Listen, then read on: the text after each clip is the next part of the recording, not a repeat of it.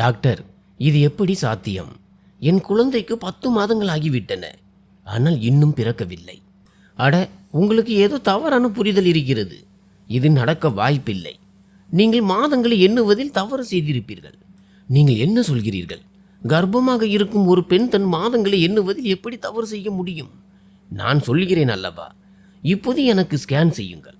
நான் வற்புறுத்தியதால் doctor scan செய்ய தொடங்கினார். திரையை பார்த்தவுடன் அவர் பலத்த சத்தத்துடன் நர்ஸை அழைத்து மருத்துவ குழுவை தயாராக இருக்க சொன்னார். நான் பயந்து போய், என்னவாயிற்று டாக்டர் என்று கேட்டேன். அதற்கு அவர், என் பெயர் சுகுணா. நான் சிறுமியாக இருந்தபோது என் பெற்றோருக்கு மிகவும் செல்ல பிள்ளையாக இருந்தேன். ஆனால் என் வாழ்க்கையில் ஒரு பெரிய புயல் வீசியது. அந்த வயதில் அது என் வாழ்க்கையின் எவ்வளவு பெரிய துயரம் என்று என்னால் நினைத்து பார்க்க கூட முடியவில்லை. ஆனால் வளர வளரத்தான் புரிந்தது, கடவுள் என் தலையெழுத்தில் இவ்வளவு பெரிய துரதிர்ஷ்டத்தை எழுதி எனக்கு எவ்வளவு பெரிய அநீதியை இழைத்திருக்கிறார் என்று. எனக்கு ஒரு அண்ணன் இருந்தான். அவன் என்னை விட 7 வயது மூத்தவன். என் பெற்றோர் என் மீது மிகுந்த அன்பு வைத்திருந்தனர். ஆனால் ஒரு சாலை விபத்தில் அவர்கள் இருவரும் எங்களை விட்டு நிரந்தரமாக பிரிந்து சென்றனர். அதன் பிறகு எனக்கு எல்லாமே என் அண்ணன் தான் என்றானது. ஒவ்வொரு வேலையையும் அவன் விருப்பப்படியே செய்ய தொடங்கினேன். என் அண்ணனுக்கு திருமணம் ஆகும் வரை எல்லாம் சரியாகத்தான் இருந்தது. ஆனால் அண்ணி வீட்டிற்கு வந்த பிறகு நான் அவர் கண்களுக்கு எப்போதும் ஒரு முள்ளாக தெரிய ஆரம்பித்தேன். திருமணத்திற்கு முன்பு என் மீது மிகுந்த அன்பு வைத்திருந்த அதே அண்ணனுக்கு இப்போது என்னை பிடிக்காமல் போனது. அண்ணன் அலுவலகத்தில் இருந்து திரும்பும் போதெல்லாம் அண்ணி புகார் பட்டியலோடு உட்கார்ந்து விடுவார். என்னை பற்றிய குறைகளை ஒவ்வொன்றாக அவரிடம் அடுக்க தொடங்குவார். ஆரம்பத்தில் அண்ணன் அவரை தடுத்து பார்த்தார். சுகுணா அப்படிப்பட்டவள் இல்லை என்று கூறி அண்ணன் அவர் பேச்சை தடுத்தார். ஆனால் இந்த கசப்பான வார்த்தைகள் மெதுவான விஷத்தை போன்றது. அது ஒரு மனிதனின் மூளையில் ஆழமாக பதிந்துவிடும். அதற்கு சிறிது காலம் எடுக்கும். அதுதான் எனக்கும் நடந்தது. ஆரம்பத்தில் அண்ணியின் பேச்சை மறுத்த அண்ணன் சில ஆண்டுகளுக்கு பிறகு அவர் சொல்வதை எல்லாம் உண்மையாக நம்ப தொடங்கினார். என்னை தவறாக புரிந்து கொள்ள தொடங்கினார். அவர் அடிக்கடி என்னை திட்டிக் கொண்டும் என்னிடம் 100 குறைகளை கண்டுபிடித்து கொண்டும் இருந்தார். எனக்கு 21 வயது ஆன உடனேயே எனக்கு விரைவில் திருமணம் செய்து வைக்க வேண்டும் என்று அண்ணி நச்சரிக்க தொடங்கினார். ஆனால் எனக்கு இவ்வளவு சீக்கிரம் திருமணம் செய்து கொள்ள விருப்பமில்லை. நான் இன்னும் படிக்க விரும்பினேன். ஆனால் அங்கே என் பேச்சை கேட்க யார் இருந்தார்கள்? அண்ணன் எனக்கு வரன் பார்க்க தொடங்கினார். இதற்கிடையில் அண்ணனின் வாழ்க்கையில் ஒரு பெரிய நற்செய்தி வந்தது.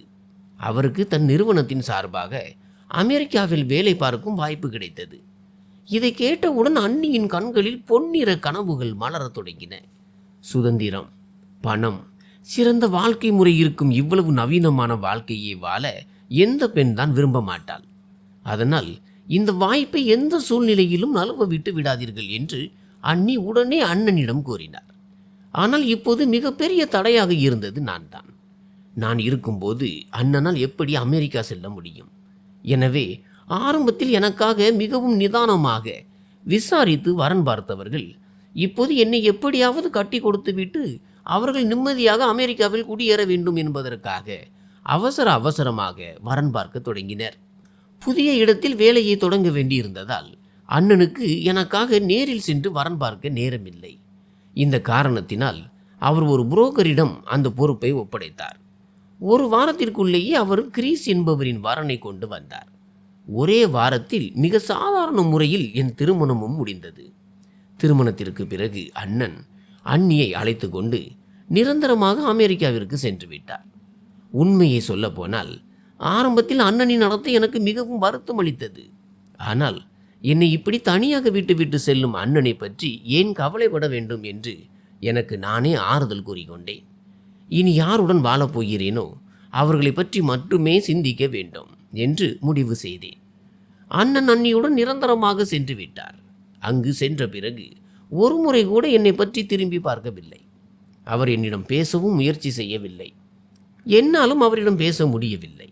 ஏனென்றால் அவர் இனி ஒருபோதும் இங்கு வரமாட்டார் என்பது எனக்கு நன்றாக தெரியும். நான் இப்போது என் புகுந்த வீட்டிற்கு வந்துவிட்டேன். ஆரம்பத்தில் அங்கு எல்லாம் சரியாக தெரிந்தது. அந்த வீட்டின் பழக்க வழக்கங்களை புரிந்து கொள்ள முயற்சி செய்தேன். ஆனால் பல விஷயங்கள் புரிந்தும் புரியாமலும் இருந்தன. அந்த வீட்டில் எனக்கு எல்லாமே விசித்திரமாக தோன்றியது. வீட்டின் சூழல் மிகவும் அமைதியாக இருந்தது. ஆனால் அந்த அமைதியில் நிம்மதி இல்லை. மாறாக ஒரு விதமான அழுத்தம் இருந்தது. அந்த வீடு மிகவும் சாதாரணமாக இருந்தது. பர்னிச்சர் கூட பழையவைதான். இருந்தாலும் அவர்களின் வாழ்க்கையில் ஒரு விசித்திரமான அந்தஸ்து தெரிந்தது. அது என்ன முறை என்று தெரியவில்லை. வீட்டில் ஒரு பொருள் கூட ஒழுங்காக வேலை செய்யவில்லை. மின்விசிறி அடிக்கடி ஓடிக்கொண்டிருக்கும் போதே நின்றுவிடும். துணி துவைக்கும் இயந்திரம் முற்றிலும் பழுதாகிவிட்டது. பிரிட்ஜும் கெட்டு போய் கிடந்தது. ஆனால் அவர்கள் சாப்பிடும் உணவோ உலகின் மிகப்பெரிய பணக்காரர்கள் சாப்பிடுவதை போல இருந்தது. உடைகளும் மிக சிறந்த பிராண்டட் ரகங்களையே அணிந்தார்கள். ஆனால் வீட்டின் மற்ற பொருட்கள் மீது அவர்களுக்கு எந்த கவனமும் இல்லை. தங்களுக்கு தேவையான விஷயங்களில் மட்டுமே கவனம் செலுத்தினார்கள். எனக்கு இது ஏன் என்று புரியவே இல்லை. நிச்சயமாக ஏதோ ஒரு விஷயம் இருக்கிறது. அதனால்தான் இவர்கள் இந்த வீட்டில் இப்படி முரணாக நடந்து கொள்கிறார்கள் என்று எனக்கு தோன்றியது. இப்போது நானும் இந்த வீட்டின் ஒரு அங்கமாகிவிட்டதால் இதையெல்லாம் என்னாலும் உணர முடிந்தது. என் அறையில் இருக்கும் ட்ரெஸ்ஸிங் டேபிளின் கண்ணாடி உடைந்திருப்பதாக என் கணவரிடம் சொன்னேன். உடைந்த கண்ணாடியில் முகம் பார்த்தால் துரதிர்ஷ்டம் வரும் என்று சொல்வார்கள். எனக்கு கொஞ்சம் பணம் கொடுங்கள், நான் இந்த கண்ணாடியை சரி செய்து கொள்கிறேன் என்றேன். அதற்கு அவர், என் நண்பன் ஒருவன் கண்ணாடி வேலை செய்கிறான், அவனிடம் சொல்கிறேன், அவன் வீட்டிற்கு வந்து சரி செய்வான், என்னிடம் தற்போது பணம் இல்லை என்றார். அதே சமயம் ஒரு நாள் அவரிடம் எனக்கு பீஸா சாப்பிட வேண்டும் என்று சொன்னபோது அவர் எனக்காக 1 அல்ல 2-3 விலை உயர்ந்த பீஸாக்களை ஆர்டர் செய்தார். அதை நாங்கள் அனைவரும் 2-3 நாட்கள் வரை சாப்பிட்டோம். சாப்பாட்டிற்கு பணம் வைத்திருக்கும் அவரிடம் கண்ணாடியை சரி செய்ய ஏன் பணம் இல்லை என்று எனக்கு புரியவில்லை. இவர்கள் எந்த மாதிரியான வாழ்க்கை வாழ்கிறார்கள் என்றே தெரியவில்லை. அதாவது அவர்களிடம் பணம் இருக்கிறது, ஆனால் வீட்டை மேம்படுத்த எதையும் செய்வதில்லை. மளிகை பொருட்களோ அல்லது மற்ற பொருட்களோ ஒருபோதும் முழுமையாக வாங்கப்படுவதில்லை. சாப்பிட அமரும் போதெல்லாம் ஏதாவது ஒரு பொருள் குறைந்துவிடும். ஒவ்வொரு பொருளையும் அளந்து அளந்து வாங்குவது போல இருந்தது. வீட்டிற்கு வரும் அத்தியாவசிய பொருட்கள் எப்போதும் தேவையை பூர்த்தி செய்வதில்லை. இதையெல்லாம் பார்த்து நான் திகைத்து போனேன். ஏன் இப்படி நடக்கிறது என்ற கேள்வி என் மனதில் மீண்டும் மீண்டும் எழுந்தது. கருப்பு பணம் வைத்திருப்பவர்கள்தான் தாங்கள் ஏழைகள் என்று காட்டிக்கொள்ள இப்படி செய்வார்கள். ஆனால் என் கணவரோ தான் சொந்தமாக தொழில் செய்வதாகவும் இரவு பகலாக உழைத்து தன் வியாபாரத்தை உயர்த்தியிருப்பதாகவும் உழைப்பின் மூலமே பணம் சம்பாதிப்பதாகவும் கூறிக்கொண்டிருந்தார். சில நேரங்களில் என் அண்ணன் மீது எனக்கு மிகுந்த கோபம் வரும். முன்பின் தெரியாதவர்களிடம் அவசரப்படுவதன் விளைவு இதுதான். அவர்களை பற்றி சரியாக விசாரிக்காவிட்டால் எதையும் சரியாக தெரிந்து கொள்ள முடியாது. ஒரு நாள் அவர்கள் பேசுவதை நான் கேட்டுவிட்டேன். என் கணவர் அப்போது யாரிடமோ ஃபோனில் பேசிக்கொண்டிருந்தார். அவர், நீங்கள் கவலைப்படாதீர்கள், நாங்கள் சிறிய மார்க்கெட்டை சேர்ந்தவர்களாக இருந்தாலும் உங்களுக்கு கிடைக்கும் பொருள் தரம் குறையாமல் முதல் தரமாக இருக்கும் என்று சொல்லி கொண்டிருந்தார். முதலில் அவர் ஏதோ வியாபாரம் பற்றி பேசுவதாக நினைத்தேன். ஆனால் அவர், இல்லை, அது 10 மாதங்கள் ஆனதாக இருக்க வேண்டும் என்று சொன்னதும் திடீரென்று என் காதுகள் கூர்மையாயின. நான் இன்னும் கவனமாக கேட்கத் தொடங்கினேன். 10 மாதங்களுக்கு அப்படி என்ன இருக்க முடியும்? எதை மற்றவர்களுக்கு அனுப்பவோ அல்லது கொடுக்கவோ முடியும்? அவர் ஏன் இப்படி விசித்திரமாக பேசினார்? பிறகு அவர், நடந்துவிடும், ஆனால் பாருங்கள், இந்த முறை எனக்கு அதிக பணம் வேண்டும் என்றார். மறுமுனையில் என்ன பேசினார்கள் என்று தெரியவில்லை. பிறகு அவர் முழுசாக 5 கோடி என்று சொன்னதை கேட்டு நான் திகைத்து போனேன். ஏனென்றால் அது ஒரு மிகப்பெரிய தொகை. அப்போது திடீரென்று என் கணவர் யாரோ தங்களை கவனிப்பதை உணர்ந்திருக்கலாம். அவர் உடனே முன்னால் வந்து அறையின் கதவை மூடிக்கொண்டார். அதற்கு மேல் என்னால் எதையும் கேட்க முடியவில்லை. நான் அதிர்ச்சியில் அங்கேயே உறைந்து நின்றேன். என் இதய துடிப்பு வேகமானது. நான் இப்போது கேட்டது உண்மைதானா அல்லது நான் ஏதாவது தவறாக நினைக்கிறேனா என்று எனக்கு புரியவில்லை. ஆனால் அந்த வார்த்தைகள் என் காதுகளில் மீண்டும் மீண்டும் ஒலித்தன. 10 மாதங்கள், 5 கோடி மற்றும் அனுப்பக்கூடிய ஏதோ ஒரு பொருள். எனக்கு நானே ஆறுதல் சொல்ல முயன்றேன். ஆனால் உள்ளுக்குள் பயம் அதிகரித்து கொண்டே இருந்தது. ஒரு நாள் வீட்டில் சமைக்க எதுவுமே இல்லை. இந்த சிக்கல் சில நாட்களுக்கு ஒரு முறை வந்துவிடும். காலையில் எழுந்தபோது சமைக்க வேண்டும், ஆனால் எதுவுமே இல்லை. என் கணவரின் பாக்கெட்டில் இருந்து கொஞ்சம் பணம் எடுத்தேன். அவர் மதியம் 3-4 மணி வரை தூங்குவார். பிறகு எங்காவது வெளியே செல்வார். மீண்டும் நள்ளிரவு 2-3 மணிக்கு தான் வீடு திரும்புவார். அவர் அம்மாவின் பழக்கமும் அப்படித்தான் இருந்தது. அவரும் தாமதமாகத்தான் எழுவார். இரவு முழுவதும் சில நேரம் படங்கள் பார்ப்பார், சில நேரம் சீரியல்கள் அல்லது காதல் நாவல்கள் படிப்பார். இந்த வயதில் அவர் ஏன் இதையெல்லாம் செய்கிறார் என்று தெரியவில்லை. நான் அந்த பணத்தை எடுத்துக்கொண்டு மளிகை கடைக்கு சென்றேன். இன்று காலையிலிருந்தே வெயில் அதிகமாக இருந்தது. பாதையில் தூசியும் பறந்தது. நான் மெதுவாக நடந்து கடைக்கு சென்றபோது அங்கே ஏற்கனவே 2 பெண்கள் சத்தமாக பேசிக் கொண்டிருந்தார்கள். கடைக்காரர் பொருட்களை அடுக்கிக் கொண்டிருந்தார். நான் மெதுவாக சென்று அங்கே நின்று என் முறைக்காக காத்திருந்தேன். அந்த 2 பெண்களும் என்னை பார்த்தார்கள். பிறகு அவர்களில் ஒருவர் திடீரென்று என்னிடம், "நீ கிரீஸின் மனைவிதானே?" என்று கேட்டார். ஒரு புது பெண் அனைவரிடமும் மென்மையாக பேசுவதைப் போல நான் மிகுந்த அன்புடனும் மரியாதையுடனும் தலையசைத்தேன். ஆனால் அந்த பெண் என்னை உச்சி முதல் பாதம் வரை பார்த்தார். பிறகு அவர் பேச்சில் திடீரென்று ஒரு கடுமை தெரிந்தது. அவர், "அப்படியானால் நீயும் அவர்களைப் போலவே மிகவும் மரியாதையற்றவளாகத்தான் இருப்பாய்" என்றார். நான் திகைத்து போனேன். "உங்கள் பேச்சின் அர்த்தம் என்ன? நான் உங்களிடம் இப்போது அப்படி எதுவும் பேசவில்லையே. அவர்களை ஏன் மரியாதையற்றவர்கள் என்று சொல்கிறீர்கள்?" என்று கேட்டேன். அந்த பெண் இன்னும் உரத்த குரலில் கத்தினார், "அவர்கள் அப்படித்தான், மிகவும் மோசமானவர்கள். அந்த தாயும் மகனும் இந்த தெருவிலேயே பெரிய அயோக்கியர்கள். எல்லோருடனும் சண்டையிட்டு கொண்டே இருப்பார்கள். எந்த பைத்தியக்காரன் அவர்களுக்கு பெண்ணை கொடுத்தானோ தெரியவில்லை" என்று கத்தினார். அந்த பெண் என் குடும்பத்தினருக்கு எதிராக பேச தொடங்கியதும், "ஆண்டி, இப்படி நடுத்தெருவில் நின்று கொண்டு நீங்கள் இப்படி பேசக்கூடாது. நான் உங்களை முதல் முறையாக சந்திக்கிறேன். நான் கிரீஸின் மனைவி என்று தெரிந்ததும் என் பிறந்த வீட்டை பற்றி பேச தொடங்கிவிட்டீர்கள். இது மிகவும் தவறான விஷயம்" என்று சொன்னேன். அந்த பெண் கோபமாக, "எங்களை போன்ற வயதானவர்களுக்கு கெட்டதுதான் மிஞ்சும். அவர்களும் கெட்டவர்கள், நீயும் கெட்டவள். இந்த தொல்லையும் அசிங்கமும் எங்கள் தெருவை விட்டு எப்போது போகுமோ தெரியவில்லை" என்றார். அந்த பெண்ணின் பேச்சை கேட்டு என் கைகள் நடுங்கத் தொடங்கின. சுற்றி பார்த்தேன். மக்கள் நின்று எங்களையே பார்த்து கொண்டிருந்தார்கள். அந்த சூழலில் ஒரு விசித்திரமான பதற்றம் பரவி இருந்தது. அவர்கள் மீது ஏன் இவ்வளவு வெறுப்பு? அவர்கள் அப்படி என்ன செய்தார்கள்? நாள் முழுவதும் அவர்கள் வீட்டிற்குள்ளேயே தானே கிடக்கிறார்கள் என்று நான் மீண்டும் கேட்டேன். கடைக்காரரும் என் மீது அதிக கவனம் செலுத்தவில்லை.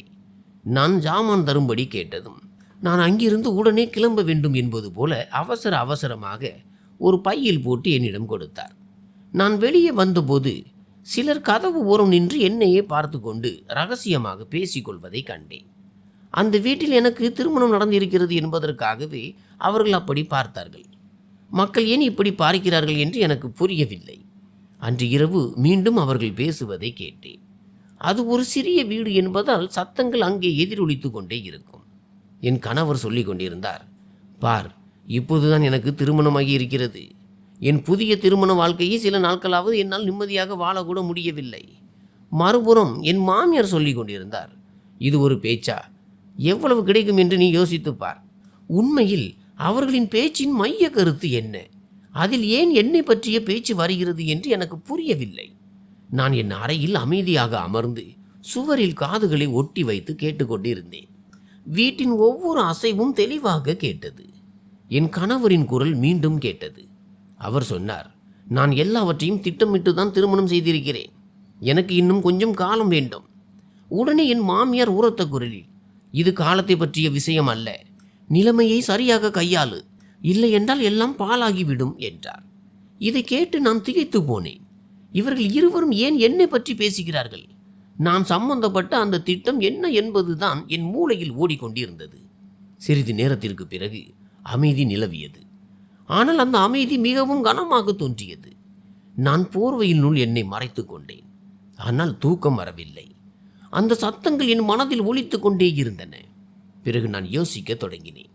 நான் ஏன் இவர்களின் பேச்சை ஒட்டு கேட்டு கொண்டிருக்கிறேன்? ஒவ்வொரு வீட்டிற்கும் சில ரகசியங்கள் இருக்கும், பல பிரச்சனைகள் இருக்கும். இதிலெல்லாம் நான் ஏன் தலையிட வேண்டும்? ஏன் அந்த வம்பு பேசும் பெண்களைப் போல ஒவ்வொரு விஷயத்தையும் கேட்டுக்கொண்டிருக்கிறேன்? நான் என் வேலையை பார்த்து கொண்டிருக்க வேண்டும். நான் என் வேலையில் கவனம் செலுத்தலாம் என்று முடிவெடுத்த உடனேயே என் வாழ்க்கையில் என்னை பிஸியாக்கும் ஒரு பெரிய விஷயம் நடந்தது. நான் தாயாக போகிறேன் என்று தெரிந்தது. எங்களுக்கு திருமணமாகி 2-3 மாதங்களே ஆகியிருந்தன. என் மாமியார் ஒரு முறை கூட அதற்கு முன்பு என்னிடம் எப்போது நற்செய்தி சொல்வாய் என்று கேட்டதே இல்லை. ஆனால் நான் கர்ப்பமாக இருக்கிறேன் என்று தெரிந்ததும் அவர் மகிழ்ச்சி அடைந்தது மட்டுமல்லாமல் ஆனந்தத்தில் துள்ளி குதித்து ஆடத் தொடங்கினார்.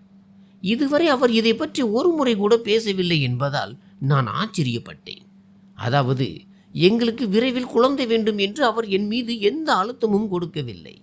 ஆனால் திடீரென்று தெரிந்ததும் அவர் காட்டிய அந்த அதீத மகிழ்ச்சி எனக்கு வியப்பை தந்தது. இதுவும் ஒரு விசித்திரமான விஷயம்தான். அவர் மகிழ்ச்சியடையவில்லை என்றாலும் எனக்கு வருத்தமாக இருந்திருக்கும். அவர் மகிழ்ச்சியுடன் என் தலைக்கு மேல் பணத்தை சுற்றி காற்றில் பறக்க விட்டு கொண்டிருந்தார்.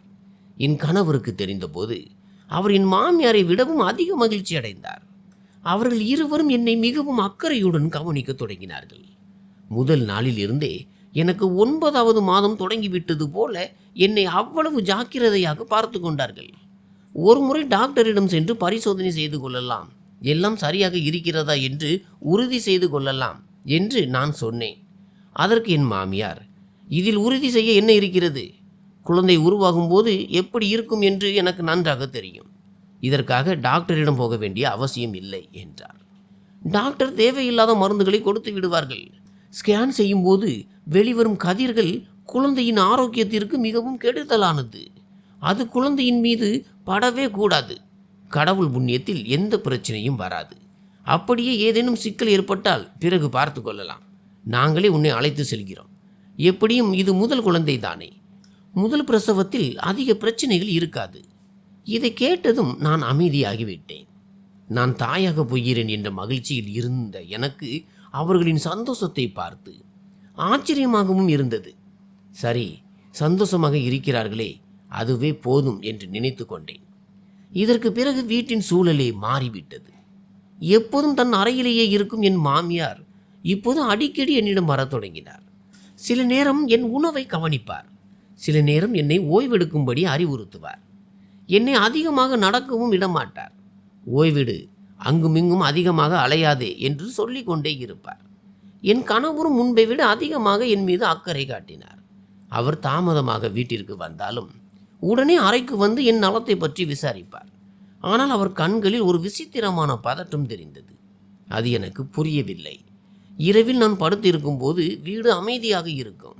ஆனால் அந்த அமைதிக்குள் ஏதோ ஒளிந்திருப்பது போல எனக்கு தோன்றும். என் மாமியாரும் கணவரும் சில நேரங்களில் ரகசியமாக பேசிக்கொள்வார்கள். நான் அருகில் சென்றதும் பேச்சை நிறுத்தி விடுவார்கள். எனக்குள் மகிழ்ச்சியும் இருந்தது, அதே சமயம் ஒருவித குழப்பமும் இருந்தது. என் கணவர் ஒவ்வொரு இரவும் தன் கையாலேயே எனக்கு ஒரு கிளாஸ் பால் புகட்டுவார். எனக்கு அந்த பால் சுத்தமாக பிடிக்காது. ஆனால் இது உன் ஆரோக்கியத்திற்கு மிக முக்கியம், நீ குடித்தே ஆக வேண்டும் என்று அவர் கட்டாயப்படுத்துவார். நானும் உடலுக்கு நல்லது தானே என்று மருந்து போல அதை குடித்து விடுவேன். நான் அந்த பாலை முழுமையாக குடித்து முடிக்கும் வரை அவர் என் அருகிலேயே அமர்ந்திருப்பார். என் கணவர் என் மீது இவ்வளவு அக்கறை காட்டுகிறாரே என்று எனக்கு பெருமையாக இருந்தது. இப்படியே காலம் நகர்ந்தது. கர்ப்பிணி பெண்களுக்கு சில தடுப்பூசிகளும் பரிசோதனைகளும் செய்யப்படும் என்று கேள்விப்பட்டிருக்கிறேன். ஆனால் அவர்கள் அப்படி எதையும் செய்யவில்லை. இருந்தாலும் என் உடல்நிலை நன்றாகவே இருந்தது. கர்ப்ப காலத்தில் ஏற்படும் சாதாரண உபாதைகளை தவிர வேறு எந்த பிரச்சனையும் இல்லை. 8 மாதங்கள் நன்றாகவே கழிந்தன. 9வது மாதம் தொடங்கிவிட்டது. ஒரு நாள் என் மாமியாரிடம், 9வது மாதம் தொடங்கிவிட்டது, எப்போது வேண்டுமானாலும் மருத்துவமனைக்கு செல்ல வேண்டியிருக்கும், அதனால் நான் பையை தயார் செய்து கொள்கிறேன் என்றேன். உடனே என் மாமியார், உனக்கு என்ன பைத்தியம் பிடித்து விட்டதா? எப்படி 9வது மாதம் ஆகும்? இப்போதுதான் 7 மாதங்கள் முடிகிறது என்றார். இதை கேட்டு நான் திகைத்து போனேன். நான் ஏதோ விவரம் தெரியாதவள் என்பது போல அவர் அவ்வளவு உறுதியாக சொன்னார். இல்லை அத்தை அவர்களே, 9வது மாதம்தான் நடக்கிறது. சொல்லப்போனால் 15 நாட்கள் அதிகமாகவே ஆகிவிட்டன. நான் எப்போது சொன்னேன்? அது எந்த மாதம் என்று உங்களுக்கு நினைவில்லையா? கணக்கு பார்த்தால் இது 9வது மாதம்தான் என்றேன். அதற்கு அவர், இந்த காலத்து பெண்களுக்கு எங்கே ஞாபகம் இருக்கிறது? உனக்கு கணக்கு தப்பிவிட்டது. பை தயார் செய்ய வேண்டுமானால் செய்து கொள், ஆனால் இன்னும் நிறைய காலம் இருக்கிறது என்றார். என் மாமியாருக்கு மறதி நோய் வந்துவிட்டது. ஆனால் அவர் அதை ஒப்புக்கொள்ள மாட்டார் என்று நினைத்து நான் மேற்கொண்டு வாதிடாமல் அமைதியாகிவிட்டேன். நானே பையை தயார் செய்ய தொடங்கினேன். ஏனென்றால் என் ஆரோக்கியத்தை நான் தான் கவனித்து கொள்ள வேண்டும். துணிகளை மடித்து வைத்தேன். பிறக்க போகும் குழந்தைக்காக சில சிறிய பொருட்களை தனியாக எடுத்து வைத்தேன். அத்தியாவசிய பொருட்களை சேகரித்தேன். வீட்டில் எப்போதும் போல அதே வழக்கமான நடைமுறை தான் இருந்தது. பகல் நேரத்தில் எல்லோரும் நிதானமாக இருப்பார்கள். ஆனால் இரவில் மெல்லிய சத்தங்கள் கேட்டுக்கொண்டே இருக்கும். என் உடல்நிலை இப்போது முன்பை விட சற்று பாரமாக உணரத் தொடங்கியது. ஆனால் இதெல்லாம் சாதாரண விஷயம்தான், காலப்போக்கில் சரியாகிவிடும் என்று எனக்கு நானே சமாதானம் சொல்லிக் கொண்டேன். என் மாமியார் அப்போதும் தன் பிடியில் உறுதியாக இருந்தார். இன்னும் நிறைய காலம் இருக்கிறது, ஏன் இவ்வளவு அவசரம் என்று அவர் சொல்லிக் கொண்டே இருந்தார். என் கணக்கு தவறு என்றால் என் உடலில் ஏற்படும் இந்த மாற்றங்கள் ஏன் இப்படி இருக்கின்றன? என் கணக்குப்படி 9 மாதங்கள் முடிந்துவிட்டன. என்னை மருத்துவமனைக்கு அழைத்து செல்லுங்கள் என்று நான் சத்தம் போடத் தொடங்கினேன். ஆனால் எனக்கு இன்னும் பிரசவ வலி வரவில்லை.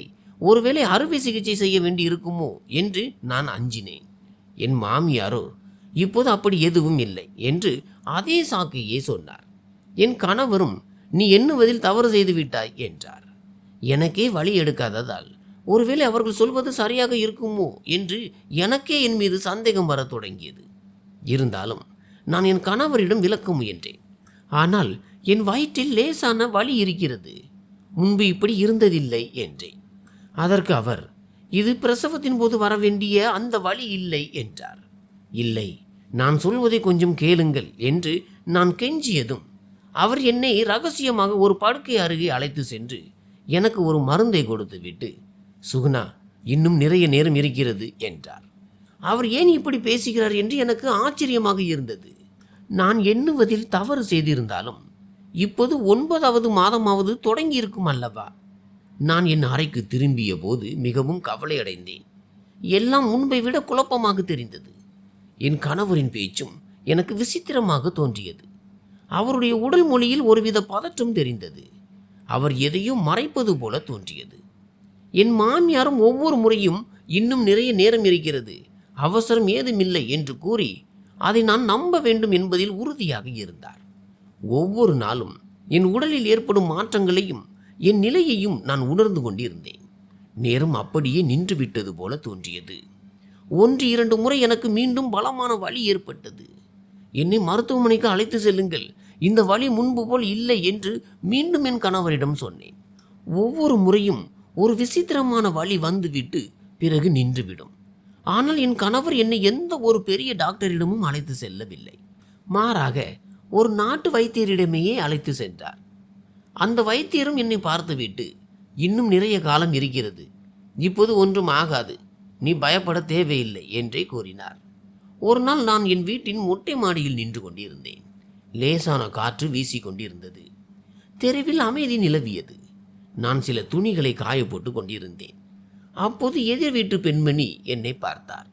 அவர் இதற்கு முன்பும் என்னை 2-3 முறை பார்த்திருக்கிறார்.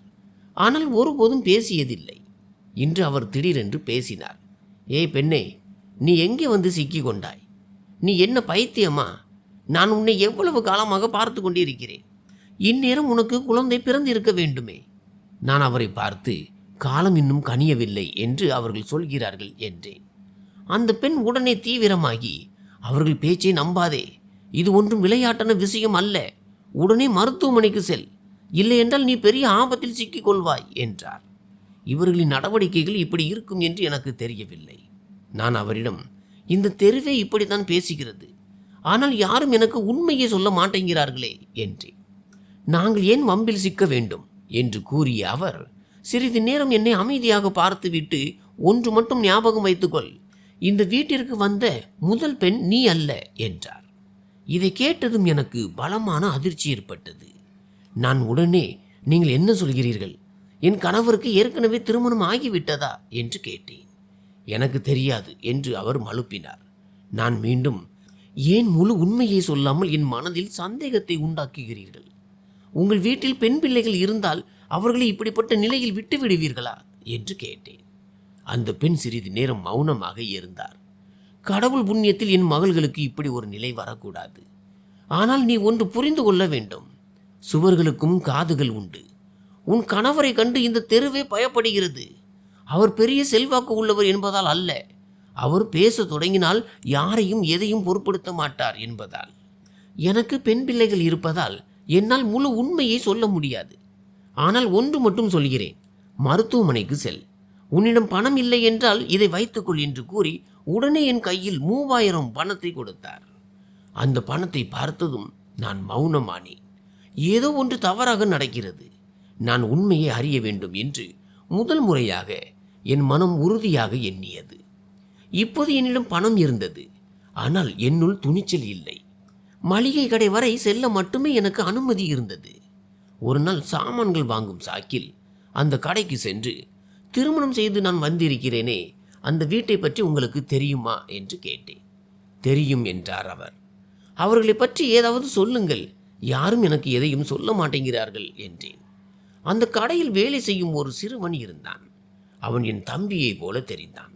அவன், உங்கள் ஃபோன் நம்பரை கொடுங்கள், நான் ஃபோன் செய்து சொல்கிறேன் என்றான்.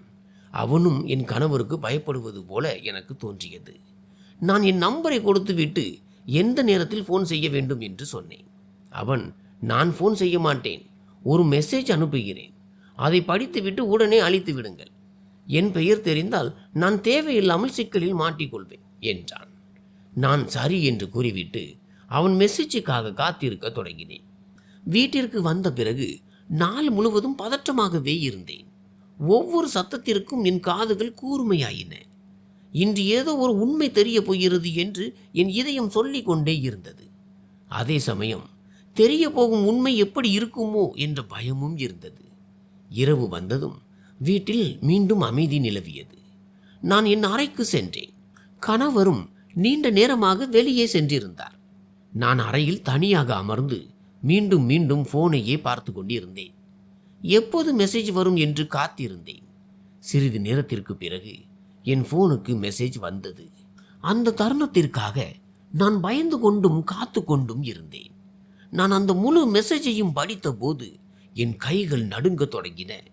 அந்த சிறுவன் அதில் எழுதியிருந்தான், 2 ஆண்டுகளுக்கு முன்பு உங்கள் கணவர் கிரீஸ் உங்களைப் போலவே மிகவும் அப்பாவிதனமான அழகான ஒரு பெண்ணை திருமணம் செய்திருந்தார்.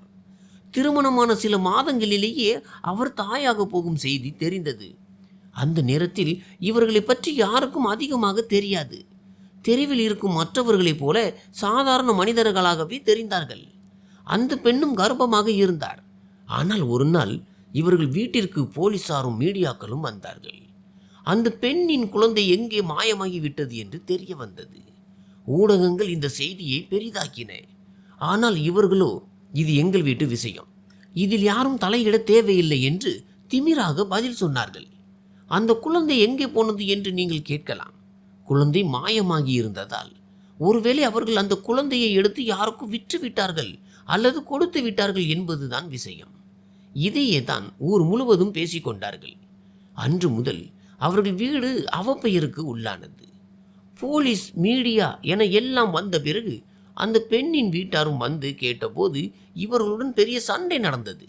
இதற்காக உங்கள் கணவர் 3 மாதங்கள் சிறைக்கும் சென்று வந்திருக்கிறார். இதனால் தான் இவர்களுடன் யாரும் தொடர்பு வைத்துக் கொள்வதில்லை. 2 ஆண்டுகளுக்கு பிறகு உங்களை போன்ற ஒரு பெண் இவர்களுக்கு எப்படி கிடைத்தால் என்றுதான் அனைவரும் இப்போது ஆச்சரியப்படுகிறார்கள். நான் அந்த முழு மெசேஜையும் படித்த போது என் உயிரே போய்விட்டது போல இருந்தது. கைகால்கள் சில்லிட்டு போய் உடல் மரத்து போனது. சிறிது நேரம் அப்படியே உறைந்து போய் உட்கார்ந்து தலையை பிடித்தபடி சுவரையே வெறித்து பார்த்து கொண்டிருந்தேன். இப்போது நான் படித்தது என்ன என்பதை புரிந்து கொள்ள முயன்றேன்.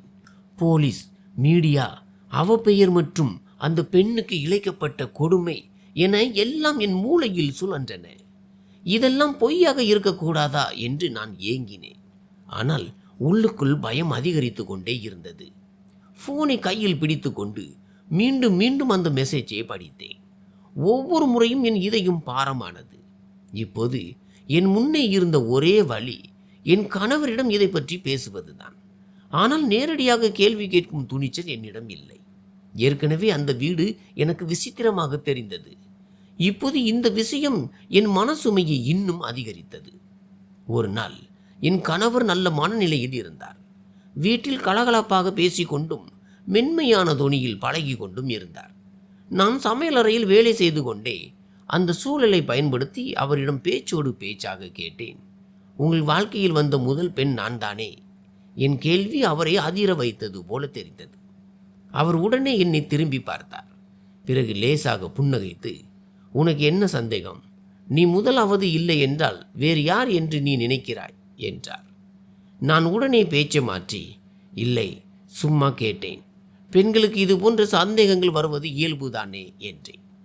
அவர் எந்த சந்தேகமும் இன்றி, ஆமாம், பெண்கள் இப்படித்தான் இருப்பார்கள் என்றார். பிறகு மிகுந்த அன்போடு, அன்பே, என் வாழ்க்கையில் வந்த முதல் பெண்ணும் கடைசி பெண்ணும் நீ மட்டும்தான் என்றார். அவர் அந்த பொய்யை அவ்வளவு சுலபமாக சொன்னார். அதில் யோசிப்பதற்கு எதுவுமே இல்லை என்பது போல அவர் முகம் இருந்தது. அவர் கண்களில் அமைதியும் முகத்தில் ஒரு சாதாரண புன்னகையும் மின்னியது. ஆனால் அவர் முகத்தை பார்த்த பிறகும் என் உள்ளுணர்வு அமைதியடையவில்லை. நானும் என் முகத்தில் ஒரு மெல்லிய புன்னகையை வரவழைத்து கொண்டேன். ஆனால் இதயத்திற்குள் ஒரு கனமான ஆணி இறங்கியது போல ஒரு உணர்வு. அது அசையவே மறுத்தது.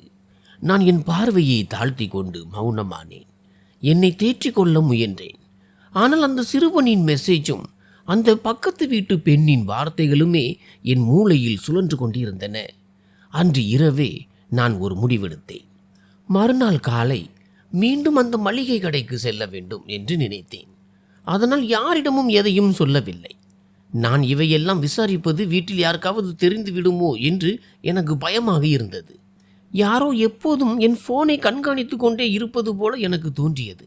எனவே நான் அந்த சிறுவனின் நம்பர் மற்றும் மெசேஜ் இரண்டையுமே அழித்து விட்டேன். இப்போது நான் ஒவ்வொரு அடியையும் மறைமுகமாகவே எடுத்து வைத்தேன். ஆனால் முழு உண்மையும் இன்னும் எனக்கு புரியவில்லை. மீண்டும் அந்த சிறுவனிடம் சில சாமான்கள் வாங்கும் சாக்கில் சென்றேன். என்னை பார்த்த உடனேயே அவன் தன் பார்வையை தாழ்த்தி கொண்டான். ஏதோ ஒரு கேள்வியுடன் நான் வந்திருக்கிறேன் என்பது அவனுக்கு முன்பே தெரிந்தது போல அவன் முகத்தில் பதற்றம் தெரிந்தது.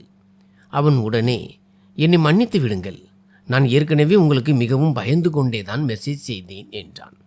அவன் குரல் நடுங்கியது. கைகளும் பதற்றமாக இருந்தன. யாராவது கேட்டு விடுவார்களோ என்ற பயத்தில் அவன் அடிக்கடி அங்கும் இங்கும் பார்த்து கொண்டிருந்தான். நான் அவனை நேரடியாக பார்த்து, அந்த பெண் இப்போது எங்கே இருக்கிறாள் என்று மட்டும் சொல், நானே நேரில் சென்று அவளிடம் பேசிக்கொள்கிறேன் என்றேன். இதை கேட்டதும் அவன் ஒரு கணம் மௌனமானான். அவன் முகத்தின் நிறமே மாறிப்போனது. பிறகு அவன் சொன்ன ஒரு விஷயம் என் எஞ்சியிருந்த நிம்மதியையும் சுக்குநூறாக உடைத்தது. அவன் சொன்னான், அந்த பெண் இப்போது இந்த உலகிலேயே இல்லை, அவர் உயிருடன் இல்லை. இதை கேட்டதும் என் கையில் இருந்த சாமான் கீழே விழுந்தன. என் கால்கள் நடுங்கத் தொடங்கின. நான் அங்கேயே உறைந்து நின்றேன். நான் இப்போது கேட்பது என்ன என்று எனக்கு புரியவில்லை. அந்த பெண் உயிருடன் இல்லை என்ற வார்த்தைகள் என் மூளையில் எதிரொலித்து கொண்டே இருந்தன. அப்படியானால் என்னுடன் இப்போது நடந்து கொண்டிருப்பது என்ன? நான் ஏன் இங்கே நின்று இதையெல்லாம் கேட்டுக்கொண்டிருக்கிறேன்? நான் அங்கிருந்து நகர்ந்து சிறிது தூரம் தள்ளி ஒரு சுவரை பிடித்து கொண்டு நின்றேன். என் இதயம் பலமாக துடித்தது. கண்களுக்கு முன்னே இருந்த அனைத்தும் மங்கலாக தெரிந்தன. இப்போது எனக்கு நிஜமாகவே பயம் வரத் தொடங்கியது. அவளுக்கு நடந்த அந்த துயரம் எனக்கும் நடந்துவிடுமோ என்று நான் பயந்தேன். நான் மீண்டும் மீண்டும் என்னை தொட்டு பார்த்து கொண்டேன். எனக்குள் இருக்கும் குழந்தையை பற்றிய கவலையும் எனக்கு வந்தது. ஆனால் இவ்வளவு காலமாகியும் எனக்கு ஏன் பிரசவ வலி வரவில்லை என்ற பயம் அதிகரித்தது. ஒவ்வொரு நாள் கழியும் போதும் என் சந்தேகம் நடுக்கமாக மாறியது. உள்ளுக்குள் நான் உடைந்து போயிருந்தேன். யாரிடமும் எதையும் சொல்லும் துணிச்சல் இல்லை. இறுதியில் நான் இனி காத்திருக்கப் போவதில்லை என்று முடிவெடுத்தேன். உண்மையை நானே தெரிந்து கொள்ள இவர்களுக்கு தெரியாமல் மருத்துவமனைக்கு செல்ல வேண்டும். ஆனால் வீட்டிலிருந்து வெளியேறுவது அவ்வளவு எளிதல்ல. அதனால் மளிகை கடைக்கு செல்வதாக சாக்கு சொல்லிவிட்டு வெளியே சென்று மயக்க மருந்து வாங்கி வந்தேன். உணவில் அந்த மயக்க மருந்தை கலந்து விட்டேன். அந்த தாயும் மகனும் மதிய உணவை சாப்பிட்டு விட்டு நிம்மதியாக உறங்கினர். நான் வீட்டிலிருந்து மருத்துவமனைக்கு கிளம்பினேன். நான் எடுக்கும் இந்த முடிவின் விளைவு மோசமாக இருக்கக்கூடும் என்று எனக்கு தெரியும். ஆனால் இப்போது நான் வீட்டை விட்டு வெளியே வந்துவிட்டேன். மருத்துவமனைக்கு சென்றபோது அங்கிருந்த சூழல் முற்றிலும் வேறாக இருந்தது. எங்கும் பரபரப்பு நிலவியது. நான் நேராக பரிசோதனை அறைக்கு சென்று டாக்டருக்கு முன்னால் அமர்ந்தேன். என் கைகள் இன்னும் நடுங்கிக் கொண்டிருந்தன. ஆனாலும் என்னை தேற்றிக் கொண்டு ஒவ்வொரு விஷயத்தையும் தெளிவாக சொன்னேன். முதலில் டாக்டர் என் பேச்சை சாதாரணமாக எடுத்துக்கொண்டார். மேடம், நீங்கள் மாதங்களை எண்ணுவதில் தவறு செய்திருக்கலாம், இது சகஜம்தான் என்றார். இல்லை டாக்டர், தயவு செய்து எனக்கு ஒரு முறை ஸ்கேன் செய்யுங்கள். இதுவரை எனக்கு ஒரு முறை கூட ஸ்கேன் செய்யப்படவில்லை என்றேன். அவர் என்னை உற்று பார்த்தார். பிறகு சரி, அப்படியே செய்வோம் என்றார். எனக்குள் ஒரு நிம்மதி ஏற்பட்டாலும் பயமும் இருந்தது. நான் படுக்கையில் படுத்திருந்தேன். அந்த அறையில் லேசான குளிர் இருந்தது. மிஷினின் சத்தம் கேட்டது. டாக்டர் ஸ்கேன் செய்ய தொடங்கியதும் சிறிது நேரம் அமைதியாக இருந்தார். திடீரென்று அவர் முகத்தின் நிறம் மாறியது. அடுத்த கணமே அவர் உரத்த குரலில் நர்ஸை அழைக்க தொடங்கினார். அறுவை சிகிச்சை அறையை தயார் செய்யுங்கள், சீக்கிரம், இவருக்கு இப்போதே ஆபரேஷன் செய்ய வேண்டும். அவசர சிகிச்சை பிரிவிற்கு அழைத்து செல்லுங்கள். எனக்கு இன்னும் கூடுதல் மருத்துவ குழு வேண்டும், சீக்கிரம். அந்த அறையில் திடீரென்று பரபரப்பு தொற்றிக் கொண்டது. நர்சுகள் அங்கும் இங்கும் ஓடினர். மிஷின்களின் சத்தம் அதிகரித்தது. நான் பயந்து போய், என்ன நடக்கிறது டாக்டர் என்று கேட்டேன். அவர் என்னை பார்த்து, நாங்கள் உன் உயிரை காப்பாற்ற முயற்சி செய்கிறோம், இப்போது வேறு கேள்விகள் கேட்காதே என்றார். நான் நடுங்கும் குரலில், ஆனால் என் குழந்தை நலமாக இருக்கிறதா என்று கேட்டேன். ஆனால் அவர் என் கேள்விக்கு பதில் சொல்லவில்லை. என்னை உடனடியாக ஸ்ட்ரெச்சரில் கிடத்தி வெளியே அழைத்து சென்றனர். மருத்துவமனையின் விளக்குகள் என் தலைக்கு மேல் வேகமாக நகர்ந்தன. ஏதோ ஒரு பெரிய விஷயம் நடக்கப் போகிறது என்பதையும் அதை என்னால் தடுக்க முடியாது என்பதையும் மட்டும் என்னால் உணர முடிந்தது. நான் கண் விழித்து பார்த்தபோது அறையில் லேசான வெளிச்சம் இருந்தது. காற்றில் மருத்துவமனை மருந்துகளின் மனம் வீசியது. நான் மெதுவாக கண்களை திறந்து என்னை தேற்றிக்கொள்ள முயன்றேன். முதலாவதாக என் பார்வை சுவரில் இருந்த கடிகாரத்தின் மீது விழுந்தது. பிறகு வேகமாக அங்கிருந்த காலண்டரை பார்த்தபோது நான் உறைந்து போனேன். ஏனென்றால் 10 நாட்கள் கடந்து விட்டன. காலம் என்னை விட்டு முன்னேறி சென்றது போல எனக்கு ஒரு பெரிய அதிர்ச்சி ஏற்பட்டது. நான் பதற்றத்துடன் சுற்றி பார்த்தபோது எனக்கு முன்னால் போலீசார் நின்றிருந்தனர். அந்த ஸ்கேன் செய்த அன்று இருந்த அதே டாக்டரும் அங்கிருந்தார். நான் உடனடியாக எழுந்திருக்க முயன்றேன். ஆனால் என் உடல் மிகவும் பலவீனமாக இருந்தது. கைகள் நடுங்கின. டாக்டர் தீவிரமான குரலில் சொன்னார், இது போன்ற வழக்குகள் வரும்போது நோயாளி உணர்வு திரும்பியதும் முதலில் போலீசாரிடம் வாக்குமூலம் அளிக்க வேண்டும். எனவே இப்போது நீங்கள் வாக்குமூலம் தர வேண்டும். நான் உடனடியாக, எந்த வாக்குமூலம்? என் கணவர் எங்கே? என் குழந்தை எங்கே என்று கேட்டேன். அவர் சில நொடிகள் மௌனமாக இருந்தார். பிறகு, முதலில் உனக்கு என்ன நடந்தது என்பதை நீயே சொல் என்றார். என் கண்கள் கலங்கின. நான் உடைந்த குரலில் நடந்த அனைத்தையும் சொன்னேன். எனக்கு 7 மாதங்கள் தான் ஆகிறது என்று அவர்கள் சொல்லிக்கொண்டே இருந்தார்கள். ஆனால் எனக்கு 9 அல்லது 10 மாதங்கள் கடந்து விட்டது போல தோன்றியது. என்னை எந்த டாக்டரிடமும் அழைத்து செல்லவில்லை. ஒரு நாட்டு வைத்தியரிடம் மட்டுமே அழைத்து சென்றார்கள். வீட்டில் ஒவ்வொரு விஷயத்தையும் தட்டி கழித்தார்கள் என்று கூறினேன். போலீசார் அமைதியாக நான் சொன்னதை கேட்டுக்கொண்டிருந்தனர். டாக்டரும் ஒரு பக்கம் நின்று அனைத்தையும் குறித்து கொண்டார். அவர்கள் என்னிடம் மீண்டும் மீண்டும் கேள்விகளை கேட்டனர். என் கணவரின் பெயர், அவர் எங்கே இருக்கிறார், அந்த சிறுவன் யார் என்று கேட்டனர். என் மாமியாரை பற்றியும் வீட்டின் சூழலை பற்றியும் தெரிந்து கொள்ள முயன்றனர். நடுங்கும் கைகளுடன் ஒவ்வொரு கேள்விக்கும் நான் பதிலளித்தேன். பிறகு அவர்கள் அனைத்தையும் எழுதினர். சில காகிதங்களில் என் முன்னாலேயே வாக்குமூலம் எழுதப்பட்டது. இறுதியில் அவர்கள் அமைதியாக அறையை விட்டு வெளியே சென்றனர். நான் அவர்களை பின்னாடியே கூப்பிட்டு உண்மையில் என்ன நடக்கிறது என்று கேட்டேன். போலீசாரில் ஒருவர் திரும்பி பார்த்து, டாக்டர் மேடம் உங்களுக்கு விளக்குவார் என்று கூறிவிட்டு சென்று விட்டார். அறையில் நிசப்தம் நிலவியது. நான் டாக்டரையே பார்த்து கொண்டிருந்தேன். அவர் என் முன்னே நின்றிருந்தார். அவர் முகம் மிகவும் தீவிரமாக இருந்தது. அவர் கண்களில் ஒருவித கண்டிப்பும் அதே சமயம் சிறு இரக்கமும் தெரிந்தது. நான் நடுங்கும் குரலில், சொல்லுங்கள், என்ன நடந்தது என்று கேட்டேன். அந்த தருணம் எனக்கு மிகவும் பாரமாக இருந்தது. ஏனென்றால் இப்போது அவரிடம்தான் பதில் இருந்தது. டாக்டர் எனக்கு முன்னால் நின்றிருந்தார். அறையில் ஒரு விசித்திரமான அழுத்தம் நிறைந்த அமைதி இருந்தது. என் இதயம் மிக வேகமாக துடித்தது. பிறகு அவர் மெதுவாக சொன்னார், உன் குழந்தை இப்போது இந்த உலகத்தில் இல்லை. நாங்கள் அவனை காப்பாற்ற எவ்வளவோ முயற்சி செய்தோம். அவன் சிறிது நேரம் உயிர் பிழைத்திருந்தான். ஆனால் காலம் கடந்து விட்டது. இதை கேட்டதும் என் உடம்பில் இரத்தம் உறைந்து விட்டது போன்ற உணர்வு ஏற்பட்டது. என் கண்களுக்கு முன்னால் இருள் சூழ்ந்தது. நான் அப்படியே விழுந்து விடுவேன் என்று தோன்றியது. என்னால் எதுவும் பேச முடியவில்லை. என் உதடுகள் நடுங்கின. கண்களிலிருந்து கண்ணீர் வழிந்தோடியது. டாக்டர் சிறிது நேரம் என்னையே பார்த்து கொண்டிருந்தார். பிறகு மீண்டும் பேசத் தொடங்கினார். அவர் குரல் இப்போது இன்னும் கனமாக இருந்தது.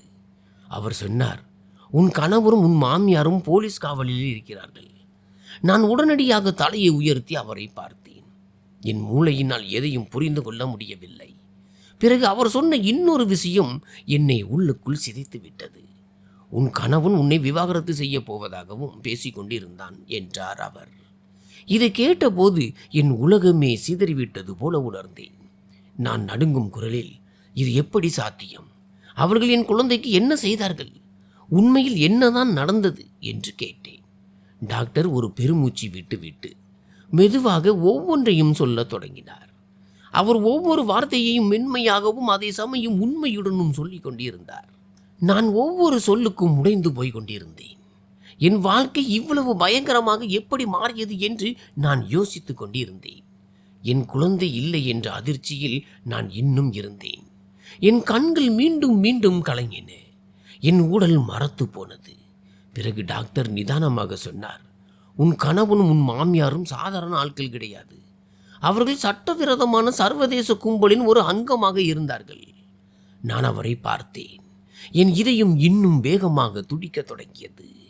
டாக்டர் சொன்னார், இவர்கள் ஒரு விசித்திரமான பரிசோதனைக்காக வேலை செய்து கொண்டிருந்தார்கள். அவர்களுக்கு ஒரு பெண் தேவைப்பட்டார். அந்த பெண்ணின் கர்ப்ப காலம் சாதாரணமாக இருப்பதை விட அதிக காலம் இருக்க வேண்டும்.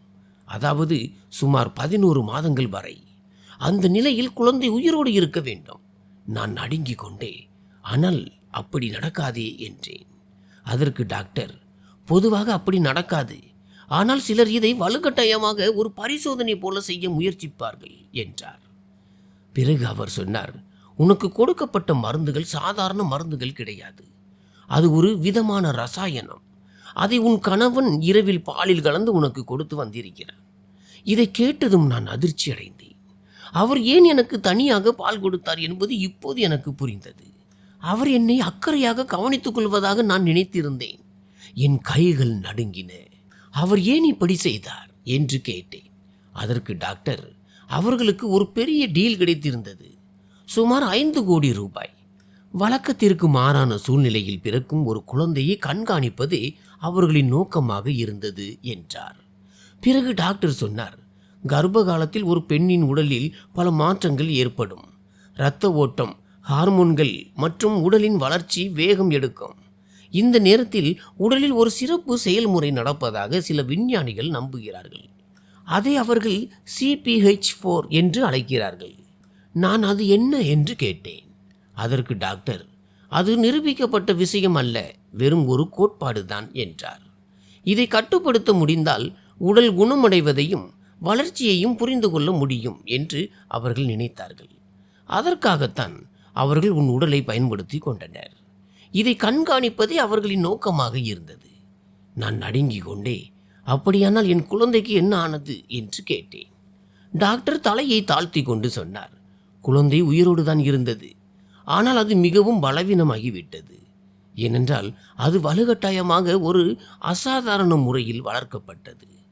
பிறகு அவர் சொன்னார், நீ சரியான நேரத்திற்கு மருத்துவமனைக்கு வரவில்லை என்றால் உன் உயிருக்கே ஆபத்து ஏற்பட்டிருக்கும். இதை கேட்டதும் எனக்குள் எல்லாம் உடைந்து சிதறியது. என் உடல் முற்றிலும் உயிரற்றது போல தோன்றியது. என் கண்களுக்கு முன்னே இருள் சூழ்ந்தது. டாக்டர் சொன்னார், உன்னை அறுவை சிகிச்சைக்கு அழைத்து வந்தபோது உன் நிலைமை மிகவும் மோசமாக இருந்தது. ஆனால் நாங்கள் உன்னை காப்பாற்றி விட்டோம். நான் அழுது கொண்டே, அவர்கள் ஏன் எனக்கு இப்படி செய்தார்கள்? நான் என்ன குற்றம் செய்தேன் என்று கேட்டேன். டாக்டர் சிறிது நேரம் மௌனமாக இருந்தார். பிறகு, இதெல்லாம் பண ஆசைக்காக செய்யப்பட்டது. அவர்கள் உன்னை ஒரு மனிதனாக பார்க்கவில்லை, ஒரு பரிசோதனை கருவியாகவே பார்த்தார்கள் என்றார். அறுவை சிகிச்சையின் போது என் கணவன் பெரிய ரகளையில் ஈடுபட்டதாகவும் உன்னை உயிரோடு விடமாட்டேன் என்று மீண்டும் மீண்டும் கூறியதாகவும் அவர் தெரிவித்தார். இதை கேட்டதும் நான் முற்றிலுமாக உடைந்து போனேன். என் கைகள் நடுங்கின. என்னால் என்னை தேற்றிக்கொள்ள முடியவில்லை. டாக்டர் எனக்கு ஆறுதல் கூறி, இப்போது நீ பாதுகாப்பாக இருக்கிறாய், போலீசார் உன்னுடன் இருக்கிறார்கள் என்றார். புகார் பதிவு செய்யப்பட்டு விட்டது. இனி ஏதேனும் ஆபத்து நேர்ந்தால் அதற்கு அவர்களே பொறுப்பாவார்கள் என்றும் கூறினார். நான் மெதுவான குரலில், என் வாழ்க்கை முடிந்து விட்டது டாக்டர் என்றேன்.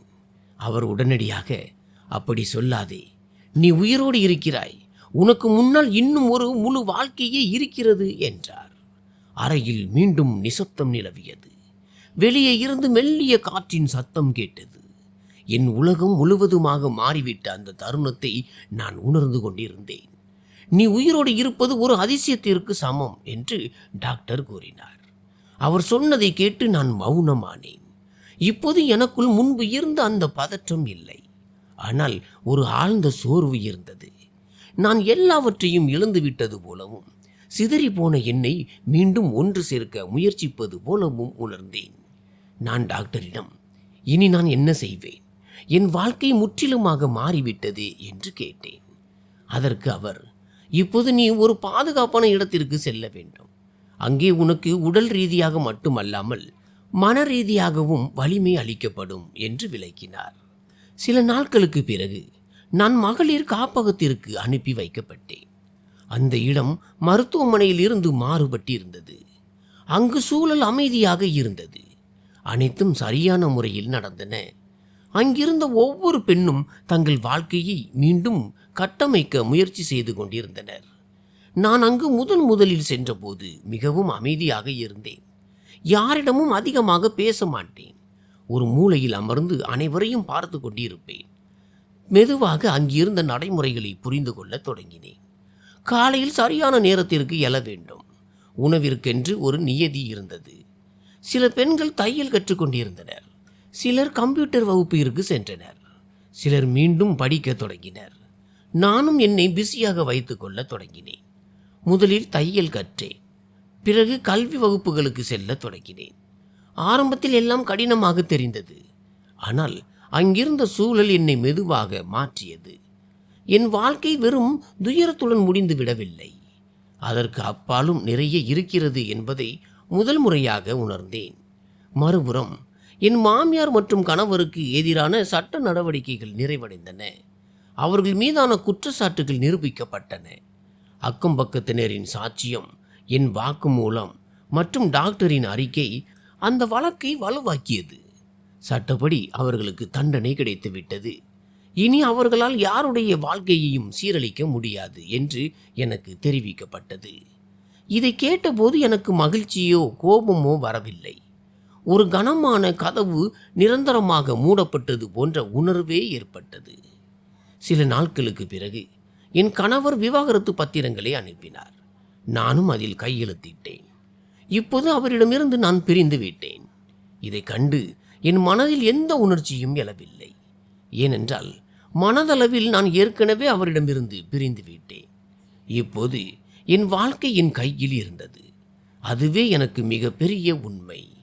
ஒரு முறை என் அண்ணனை தொடர்பு கொள்ளலாமா என்று தோன்றியது. ஆனால் என் கடந்த காலத்தை நினைத்து பார்த்தேன். இத்தனை ஆண்டுகளில் அவர் ஒரு முறை கூட என்னை திரும்பி பார்க்கவில்லை.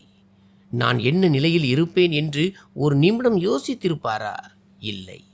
பிறகு நான் ஏன் அவரிடம் வீணாக எதிர்பார்ப்பு வைக்க வேண்டும்? எனக்கு நேர்ந்த கொடுமைகளை சொன்னால் அவர் என் மீது பரிதாபப்படுவாரே தவிர என்னை தன்னுடன் அழைத்து செல்ல மாட்டார். எனக்கு இனி யாருடைய கருணையும் தேவையில்லை. என் காலில் நான் நிற்க வேண்டும். நான் கம்ப்யூட்டரின் அடிப்படை வேலைகளை கற்றேன். தையல் வேலையுடன் சிறிய பணிகளையும் தொடங்கினேன். ஒரு மனிதனின் மிகப்பெரிய பலமே அவனது துணிச்சல்தான் என்பதை நான் கற்றுக்கொண்டேன். ஆரம்பத்தில் நான் எப்போதும் என் கடந்த காலத்திலேயே மூழ்கி கிடந்தேன். ஆனால் மெல்ல மெல்ல என்னை நிகழ்காலத்திற்கு கொண்டு வர தொடங்கினேன். ஒரு நாள் அங்கிருந்த பொறுப்பாளர் என்னை அழைத்து, நீ மிகவும் திறமையானவள். உனக்கு விருப்பம் இருந்தால் இங்கிருந்து வெளியே வேறு ஒரு இடத்தில் உனக்கு வேலை வாங்கி தரலாம். அங்கே உனக்கு முன்னேற நிறைய வாய்ப்புகள் இருக்கும். அல்லது நீயே ஒரு சிறிய தொழிலை தொடங்கலாம் என்றார். அன்றுதான் முதல் முறையாக நான் என்னை பற்றி யோசித்தேன். சிறிது நேர மௌனத்திற்கு பிறகு நான் சொன்னேன், என் வாழ்க்கையை நானே உருவாக்க விரும்புகிறேன். இது எனக்கு மிகப்பெரிய விஷயமாக இருந்தது. ஏனென்றால் இதற்கு முன்பு என் வாழ்க்கை எப்போதும் மற்றவர்களின் முடிவுகளிலேயே நகர்ந்தது. இப்போது நான் ஒவ்வொரு நாளும் மன வலிமை பெற்று வருகிறேன். நான் சிறிய இலக்குகளை உருவாக்க தொடங்கினேன். படிப்பு, வேலை கற்பது, தன்னம்பிக்கையை அதிகரிப்பது என ஒவ்வொன்றாக செய்தேன். கடந்த காலத்தை மாற்ற முடியாது, ஆனால் வருங்காலத்தை நிச்சயம் சிறப்பாக மாற்ற முடியும் என்பதை புரிந்து கொண்டேன். இப்போது நான் யாருடைய உதவியையும் எதிர்பார்க்காமல் என் காலில் நிற்கிறேன். வாழ்க்கை முடிந்து விடுவதில்லை, அதன் வடிவம் மட்டுமே மாறுகிறது. ஒரு மனிதனை மீண்டும் எழ செய்வதே உண்மையான பலம்.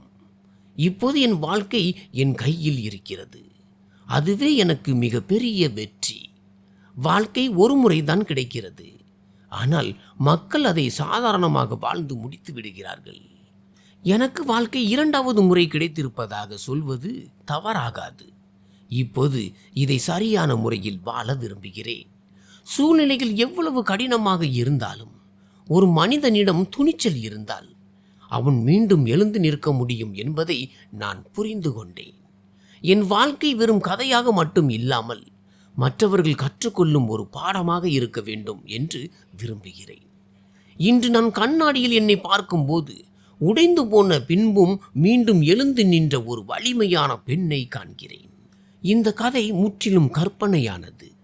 இதன் நோக்கம் பொழுதுபோக்கு மற்றும் விழிப்புணர்வு மட்டுமே. இதில் வரும் கதாபாத்திரங்கள், சம்பவங்கள், இடங்கள் அனைத்தும் கற்பனையே. கதையில் காட்டப்படும் மருத்துவ சம்பவங்கள் அல்லது பரிசோதனைகள் உண்மையிலிருந்து மாறுபட்டு இருக்கலாம். இதை உண்மையான மருத்துவ ஆலோசனையாகவோ அல்லது நடந்த சம்பவமாகவோ கருத வேண்டாம். ஏதேனும் ஒற்றுமை காணப்பட்டால் அது தற்செயலானது மட்டுமே. இந்த கதை குற்றம், மனரீதியான மற்றும் உடல் ரீதியான பாதிப்புகள் போன்ற உணர்ச்சிகரமான விஷயங்களை கையாள்கிறது. எனவே நேயர்கள் நிதானத்துடன் பார்க்குமாறு கேட்டுக்கொள்ளப்படுகிறார்கள். நன்றி.